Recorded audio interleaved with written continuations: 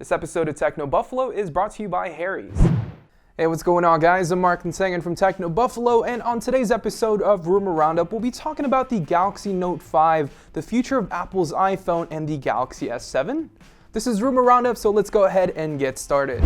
The Galaxy Note 5 is likely just a few months away, and thanks to a steady stream of leaks, Samsung's upcoming phablet isn't much of a mystery anymore. According to a Chinese site, CQ, the Galaxy Note 5 will take a similar strategy as the Galaxy S6. That means a sleek design with wireless charging, but no expandable storage and a non-removable battery. The device will apparently also support USB-C as its standard charging port.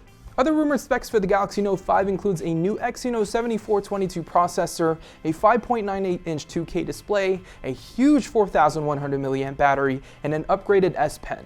The new report also notes that Samsung likely won't release an Edge variant for the Note, but that's not much of a surprise either. Instead, the company is likely to announce a supersized Galaxy S6 Edge Plus with beefed up specs and 5.5-inch display sometime this summer. It's possible the two devices could debut at the same time, maybe this September at IFA. Earlier this week, we saw one sketchy rumor claim that Apple was working on an iPhone without a physical home button, and that the company was already developing a new technology that could replace the physical home button with a virtual sensor built into the display. Now, a second report from Apple Insider has surfaced to back up those claims. Citing a source from who has proven reliable in the past, the Apple-focused blog notes that Apple really is working on a buttonless iPhone.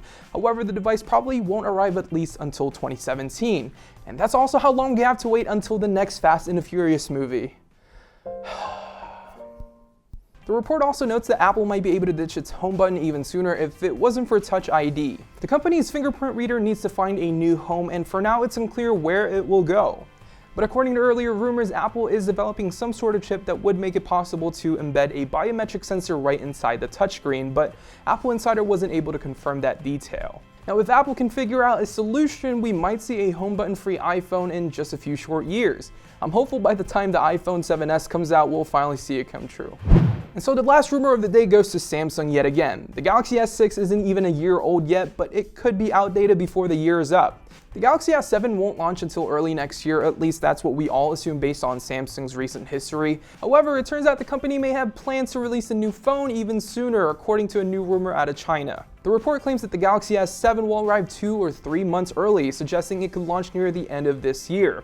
Samsung is apparently speeding up its entire product cycle in an effort to better compete with Apple.